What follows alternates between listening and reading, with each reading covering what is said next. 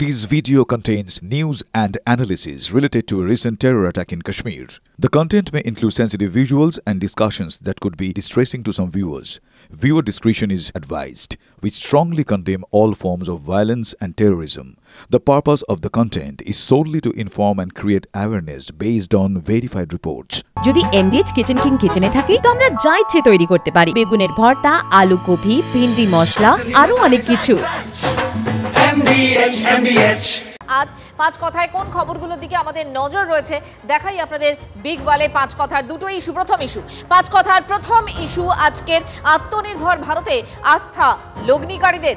আর issue দুই, উদ্বেগে বিরতি স্বস্তিতে পূর্ণামের পরিবার। দেখাবো অবশ্যই বিস্তারিত।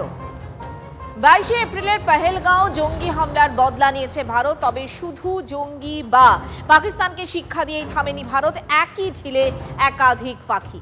চীন তুরস্কের অস্ত্রের বেহাল দশাও গোটা দুনিয়ার সামনে তুলে ধরেছে ভারত, আর সেই সঙ্গে ভারতীয় সমরাস্ত্রের বিজ্ঞাপন।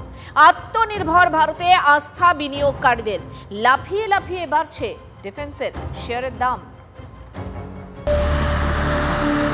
পাকিস্তানের 9 জঙ্গি ঘাঁটিতে নিখুঁত স্ট্রাইক। পাকিস্তানের 11 বায়ুসেনা ঘাঁটিতে নিখুঁত নিশানা, পরাস্ত পাকিস্তানের আক্রমণও। পাকিস্তানের চীনা মিসাইল ধরাশায়ী, চীন তুরস্কের যৌন ধ্বংস। জয় জয়কার ভারতের ডিফেন্স সিস্টেমের। শুধু রাশিয়ার S-400ই নয়, দেশের তৈরি এয়ার ডিফেন্সও সুপারহিট। जब पाकिस्तान एयरफोर्स ने हमारे एयरफील्ड्स और लॉजिस्टिक इंस्टॉलेशंस में 9 और 10 मई की रात को लगातार हमले किए, वो इस मजबूत एयर डिफेंस ग्रिड के सामने विफल हो गए। দেশি আকাশে দেশের আকাশ রক্ষা, আত্মনির্ভর ভারতের সবচেয়ে বড় বিজ্ঞাপন আর কি হতে পারে? সাফল্য দেখেই বাড়ছে বিনিয়োগকারীদের আস্থা। ডিআরডিওর সঙ্গে জুটি বেঁধে আকাশ তৈরি করে ভারত ডায়নামিক্স লিমিটেড। 7ই মের পর হু করে বেড়েছে সংস্থার বাজার দর। 7 দিনে 21% দাম বেড়েছে ভারত ডায়নামিক্স লিমিটেডের। এই প্রথম ভারত পাকিস্তানের ড্রোন যুদ্ধ দেখেছে গোটা দুনিয়া। সন্ধে নামলেই সীমান্ত পারে আকাশে ড্রোনের পঙ্গপাল। সমস্ত পাক ড্রোনই আকাশে দেহ রেখেছে, সৌজন্যে অ্যান্টি ড্রোন সিস্টেম। সরকারি সংস্থা ভারত ইলেকট্রনিক্স লিমিটেড দেশের জন্য ড্রোন অ্যান্টি ড্রোন সিস্টেম তৈরি করে। 7 দিনে 307 টাকা শেয়ারের দাম পৌঁছেছে 344 টাকায়, 12% লাভ। Our forces remained forward deployed in the Northern Arabian Sea in a dissuasive and deterrent posture, with full readiness and capacity to strike select targets at sea and on land, including Karachi at time of our choosing. This time, if Pakistan dare take any action, and Pakistan knows it, what we are going to do. ভারতীয় নৌসেনা সরাসরি প্রত্যাঘাত করেনি, কিন্তু করাচি তাক করে বসেছিল যুদ্ধ বিমানবাহী যুদ্ধজাহাজ আইএনএস বিক্রান্ত। সংঘর্ষের গোটা পর্বে বিক্রান্তের ভয় গুটিয়েছিল পাক নৌসেনা। আইএনএস বিক্রান্ত আত্মনির্ভর ভারতের সবচেয়ে বড় বিজ্ঞাপন। তৈরি হচ্ছে কোচি শিপইয়ার্ডে। 8ই মে কোচি শিপইয়ার্ডের শেয়ারের দাম ছিল 1443 টাকা। 7 দিনে দাম বেড়ে 1700 টাকা ছুঁই ছুঁই।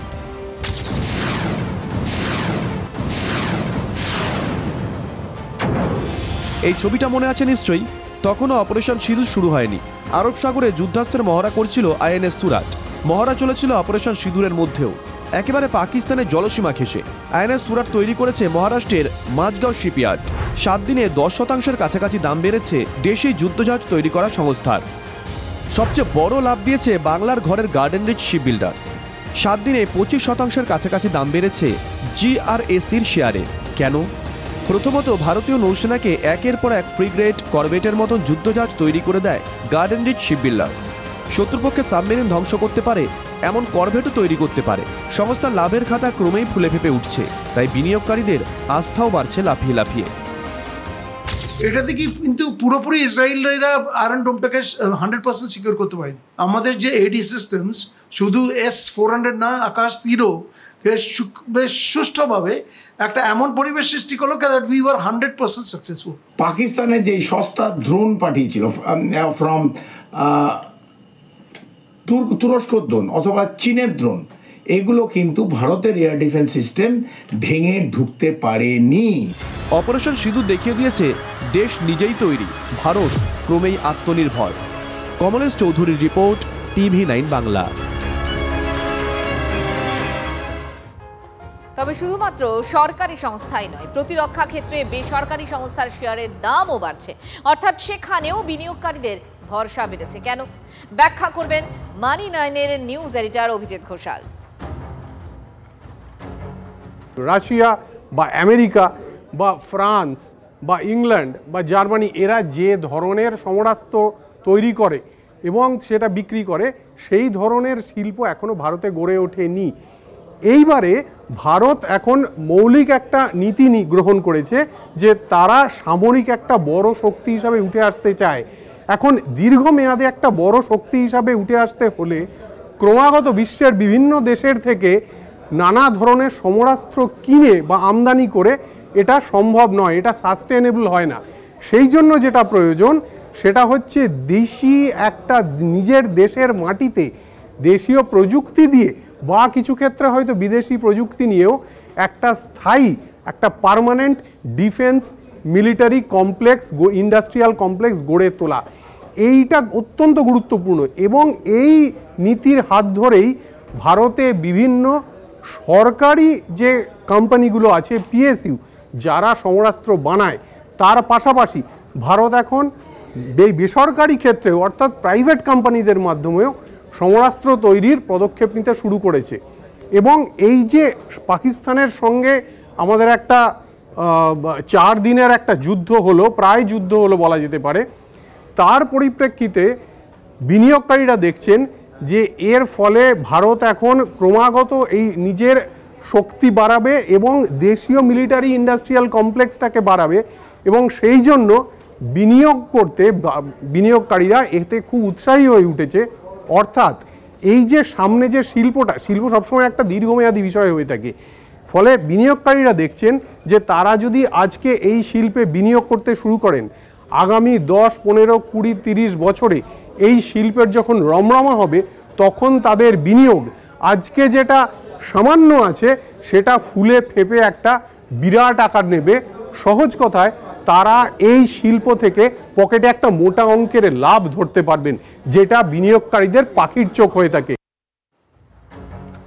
এই যে এত অস্ত্রশস্ত্র, যুদ্ধজাহাজ, যুদ্ধ বিমান তৈরি হচ্ছে দেশে, সবটাই আমাদের দেশের প্রতিরক্ষায় কাজে লাগবে তা কিন্তু নয়। ভারত এবার রপ্তানি সভায় শ্রেষ্ঠ আসন লবে বলছেন প্রতিরক্ষা বিশেষজ্ঞরা। দেখুন।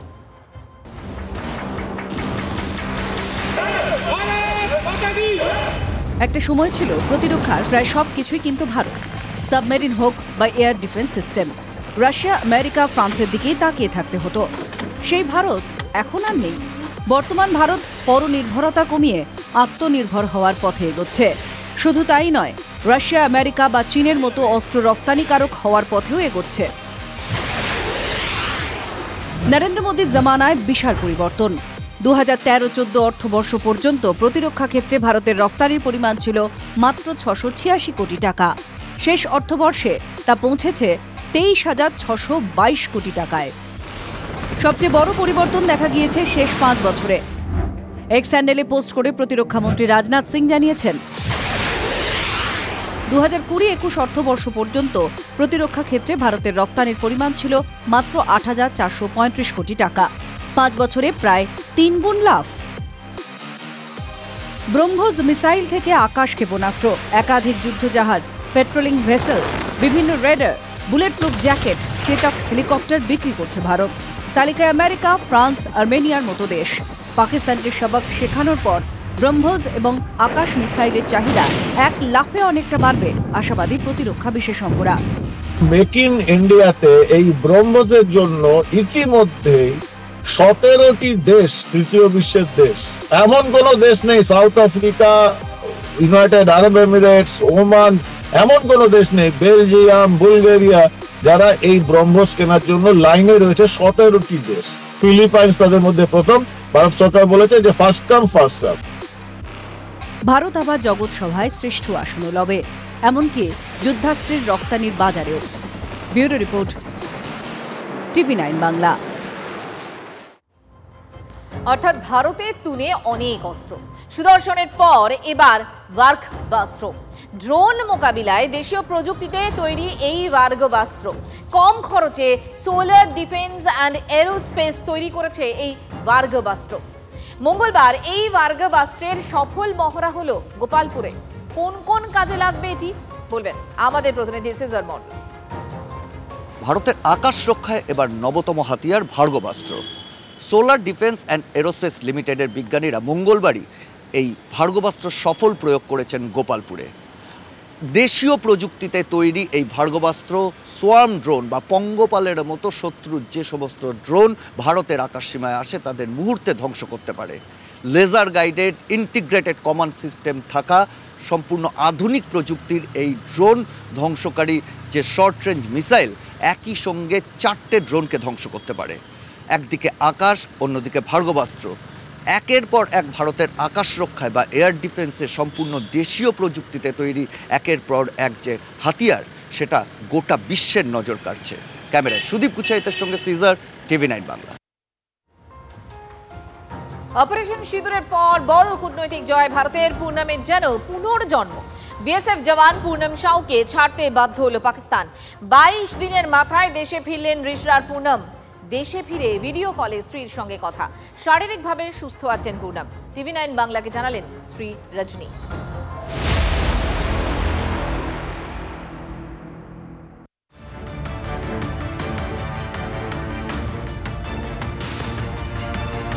অবশেষে মুক্তি। 22 দিন পর পাকিস্তান থেকে ছাড়া পেলেন বাংলার বাসিন্দা বিএসএফ জওয়ান পূর্ণম কুমার ওরফে PK শাহ। বুধবার তাকে মুক্তি দেওয়া হয়েছে। সকাল 10:30 নাগাদ আটারি ওয়াঘা সীমান্ত দিয়ে ভারতে ফেরেন পূর্ণম। ভারতের প্রবল চাপের মুখে পূর্ণমকে ছাড়তে বাধ্য হলো পাকিস্তান। পূর্ণমের মুক্তির খবর পেয়ে স্বস্তিতে তার পরিবার। তবে ঘরে ফিরতে পূর্ণমের এখনো দিন 15 সময় লাগবে। से देखना है कि वो कैसे हैं नहीं है। वो बहुत जल्दी आ रहे हैं। अभी तो उन्होंने कुछ बताया नहीं है। अभी 10-15 दिन लगेगा उनको आने में। कल 10:30 समय उन BSF डिपार्टमेंट থেকে ফোন এসেছিলেন कि आपके हस्बैंड इंडिया आ गए हैं PK साहू जी, आप टेंशन मत लीजिए, हम थोड़ी देर में उनसे बात करवाते हैं। फिर 12 बजे वो मेरे हस्बैंड फ़ोन किए थे कि रजनी मैं एकदम सही सलामत हूँ, टेंशन मत लो। 22-23 दिन मेरा कैसे कटा है मैं आप लोगों को बता नहीं सकती हूँ। बहुत टेंशन में थी। कब लड़का आ गया, हिंदुस्तान में आ गया, पाकिस्तान से हम लोग को खुशी हो रही है। इतना दिन का टेंशन अभी खत्म हो गया है। अब टेंशन नहीं है। अब लड़का वहाँ पर रहे, आ गया, टेंशन दूर हो गया। कभी घरे आएगा, हम लोग का टेंशन नहीं है। পূর্ণমের ছাড়া পাওয়ার আভাস মঙ্গলবারই পেয়েছিলেন পরিবারের সদস্যরা। कल हम लोग को कुछ पता था लेकिन वो डिस्क्लोज नहीं कर सकते थे, ठीक है, लेकिन वो कंफर्म नहीं थे। लेकिन आज हम बाहर थे, मेरा फ़ोन ख़राब था एक्चुअली। मेरे को लोग बोल रहे हैं, मेरा दोस्त बंधु भैया लोग की देख तेरा मामा का ये हुआ है। मैं विश्वास नहीं किया। मैं फिर फ़ोन किया घर पे तो हाँ हुआ, तो मैं आया। গত 23 এপ্রিল পেহেলগাঁওয়ে জঙ্গি হানার পরদিন পাঞ্জাবের পাঠানকোটে কর্মরত অবস্থায় ভুল করে পাকিস্তানে ঢুকে গাছের তলায় বিশ্রাম নিচ্ছিলেন পূর্ণম। তখনই পাক রেঞ্জার্স তাঁকে ধরে। সীমান্তে এমন ঘটনা ঘটলে দুই দেশের সীমান্ত রক্ষীদের মধ্যে ফ্ল্যাগ মিটিং এর পরে সংশ্লিষ্ট জওয়ানকে মুক্তি দেওয়াই দস্তুর। দিন দুয়েকের বেশি সময় সাধারণভাবে লাগে না। 2019 সালে উইং কমান্ডার অভিনন্দন বর্তমানকে 3 দিন পর ছেড়ে দিয়েছিল পাকিস্তান, কিন্তু এই ক্ষেত্রে তা হয়নি। পূর্ণমকে তখনই ছাড়েনি পাকিস্তান। পূর্ণমের মুক্তির খবর প্রকাশ্যে আসার পর তার স্ত্রীকে ফোন করেন মুখ্যমন্ত্রী মমতা বন্দ্যোপাধ্যায়। আজ 4th দিন উনি চলে এসেছেন। আমি আপনাকে ফোন করেছিলাম সকালে, ওরা ফোন ধরেনি, কিন্তু আমি যখনই শুনেছি রিলিজ হয়ে গেছে আমি তখনই ফোন করেছি। না ম্যাডাম, অ্যাকচুয়ালি আমার আজকে ফোন খারাপ হয়ে গেছে, এবার অনই হচ্ছে না। নো প্রবলেম, আপনারা এখন একটু হাসিতে থাকুন। ঠিক আছে ম্যাডাম, অনেক অনেক ধন্যবাদ আপনাকে। আমার অনেক বেস্ট উইশেস থাকলো আমার ভাইয়ের জন্য। ঠিক আছে ম্যাডাম, ঠিক আছে। পূর্ণমের মুক্তির জন্য প্রধানমন্ত্রীকে অভিনন্দন জানালেন বিজেপি রাজ্য সভাপতি।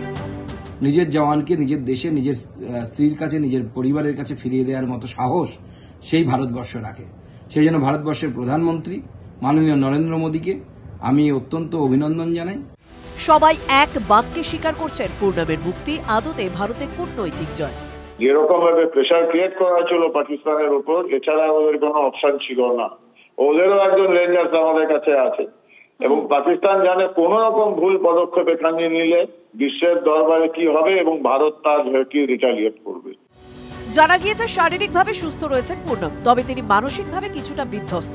বিএসএফ পাঞ্জাব ফ্রন্টিয়ারের সূত্রে খবর, ফ্ল্যাগ মিটিংয়ে পাকিস্তানকে বুঝিয়ে দেওয়া হয় তারা কতটা ভুল করেছে। আগামী দিনে এই ধরনের ঘটনা ঘটলে বিএসএফ এরপর আর রেয়াত করবে না, কোনো ফ্ল্যাগ মিটিংও করবে না। অপারেশন সিঁদুরের রীতিমতো পাকিস্তানকে উচিত শিক্ষা দিয়েছে ভারত। স্থগিত করা হয়েছে সিন্ধু জলবন্টন চুক্তি। কেবল অস্ত্রে নয়, ভারতের কূটনৈতিক চালেও পাকিস্তান বিধ্বস্ত। প্রবল চাপের মুখে শেষমেশ পূর্ণমকে ছাড়তে বাধ্য হলো Pakistan. Bureau report, TV9 Bangla. PK Shaw মানে পূর্ণম সাউয়ের এই মুক্তির পর নবান্নে আজ মুখ্যমন্ত্রী মমতা বন্দ্যোপাধ্যায় কি বললেন শুনুন। हम लोग भी हमारा ओर से बहुत सारे कोशिश किया है। हमारा डीजी पुलिस भी और बीएसएफ का डीजी का साथ कंटिन्यूअस हम लोग टच में थे। तो मैंने परसों उनको बता दिया था रजनी को कि आपका हस्बैंड तबीयत ठीक है, अच्छा है, सुस्त है, लेकिन उसको जो मोडालिटीज ऑफ